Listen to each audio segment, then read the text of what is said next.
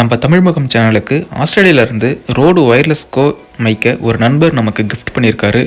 இந்த மைக்கு ஒரு வெறித்தனமான மைக்குன்னு தான் சொல்லணும். யூடியூப்பில் பல யூடியூபர்ஸ் இந்த மைக்கை தான் யூஸ் பண்ணிட்டு இருக்காங்க. இந்த மைக்கை நாம் எப்படி வேணாலும் கன்வெர்ட் பண்ணி எப்படி வேணாலும் யூஸ் பண்ணலாம். அவ்வளோ ஃபீச்சர்ஸ் இதில் இன்க்ளூட் பண்ணியிருக்காங்க.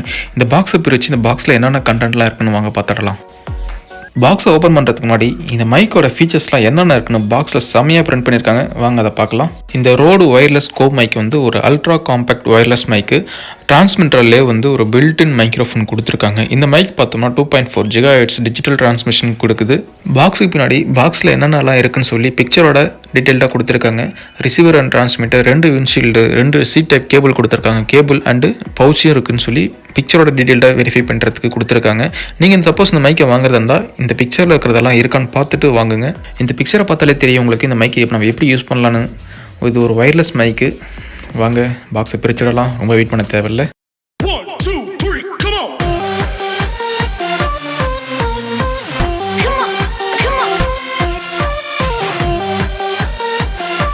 பாக்ஸ் ஓப்பன் பண்ண உடனே பாக்ஸில் ஃபஸ்ட்டு ஒரு பவுச் இருந்துச்சு. இந்த பவுச்சில் தான் வந்து ரிசீவர் அண்ட் டிரான்ஸ்மிட்டர் மைக்கில் உள்ளே இருக்குது. ரொம்ப ஒரு எக்ஸ்பிரஷனில் பாக்ஸ் ஓப்பன் பண்ணிட்டுருக்கேன். மைக்கு பார்க்க செம்ம காம்பேக்டாக இருக்குது. ரிசீவர் அண்ட் டிரான்ஸ்மிட்டர் ரொம்பவே சேஃப்டியாக பவுச்சுக்குள்ளே வச்சுருக்காங்க. செம்மையாக இருக்குல்ல. பவுச் நல்ல குவாலிட்டியில் கொடுத்துருக்காங்க. இதுவும் ஸ்க்ராட்ச் ஆகாமல் இருக்கிறதுக்கு மைக்கோட சேஃப்டிக்கும் ரொம்ப ரோடு வந்து பார்த்து டிசைன் பண்ணியிருக்காங்கன்னு சொல்லலாம். இந்த ரோடு மைக்கில் பார்த்தீங்கன்னா ரெண்டுமே வந்து சி டைப் சார்ஜர் தான் கொடுத்துருக்காங்க. இன்பில்ட்டு பேட்டரியோட கெப்பாசிட்டி நம்ம இதில் பார்க்க முடியாது. பட் வந்து 6 hours சார்ஜ் நிற்கும்னு சொல்லியிருக்காங்க. இந்த மைக்கை ரொம்பவே காம்பேக்டாக டிசைன் பண்ணியிருக்காங்க. இந்த மேலே இருக்கிற பட்டன் லாங் ப்ரெஸ் பண்ணால் ஆன் ஆகிடும். உங்க ஆன் பண்ணிடலாம். ஆன் ஆகிடுச்சு. சூப்பராக இருக்குது. டிஸ்பிளே எல்லாமே சூப்பராக ஒர்க் ஆகுது. சிக்னல் தெரியுதுங்களா உங்களுக்கு? நான் மைக்கை டச் பண்ண சிக்னல் தெரியுதுங்களா? இதில் வந்து மைக்கில் வந்து ஜஸ்ட் மெமரி கார்டு ஸ்டோரேஜ்லாம் ஆகாது. நம்ம ஜஸ்ட் இந்த டிரான்ஸ்மிட்டர் ரிசீவர் வந்து கேமராவில் ப்ளக் பண்ணிவிட்டு அப்படியே யூஸ் பண்ணலாம். ரெக்கார்டிங்ஸ் எல்லாமே வீடியோ கூட மெர்ஜ் ஆகிடும். நீங்கள் இந்த மைக்கை மொபைலில் கனெக்ட் பண்ணுறதுக்கு இந்த கேபிள் தனியாக வாங்கணும். இந்த கேபிள் ஆல்ரெடி வாங்கியிருக்கேன். ஜஸ்ட் பாக்ஸ்லேயே வச்சுட்டு இருந்தேன். SC7 இந்த கேபிள் தான். அது TRS to TRRS பேட்ச் கேபிள்னு சொல்லி ரோட்லேயே ப்ரொவைட் பண்ணுறாங்க. இந்த கேபிள் தனியாகவே அவைலபிள் இருக்குது மார்க்கெட்டில். இந்த கேபிள் இருந்தால் மட்டுமே வந்து நம்ம மொபைலில் கனெக்ட் பண்ணி யூஸ் பண்ண முடியும் இந்த மைக்கை. இந்த கேபிள் தான் வந்து பார்த்தீங்கன்னா நீங்கள் ரோடு மைக் கூடயே வர்ற இந்த கேபிள். இந்த கேபிள் வந்து மொபைலில் நம்ம யூஸ் பண்ண முடியாது. டேரெக்டாக DSLR தான் யூஸ் பண்ண முடியும். அடுத்து மைக்கு சார்ஜ் பண்ணுறதுக்கு C type cable 2 data cable வச்சுருக்காங்க. ரெண்டுமே சி டைப் தான். டிரான்ஸ்மிட்டர் அண்ட் ரிசீவர் ரெண்டுமே நீங்கள் போத் டைமில் சார்ஜ் பண்ணுறதுக்கும் இந்த மாதிரி சார்ஜர் நீங்கள் உங்கள்கிட்ட இருந்துச்சுன்னா சேம் டைமில் நீங்கள் சார்ஜ் பண்ணிக்கலாம். உங்களுக்கு கணக்காக இருக்கும். சார்ஜர் எத்தனை மணி நேரம் நிற்குதுன்னு பார்க்கலாம்.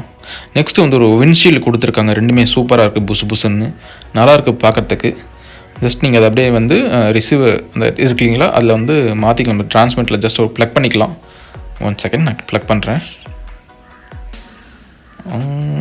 ப்ளக் பண்ணியாச்சு. சூப்பராக கிளியர் பார்க்கறதுக்கு ஹேண்டியாக இருக்குது.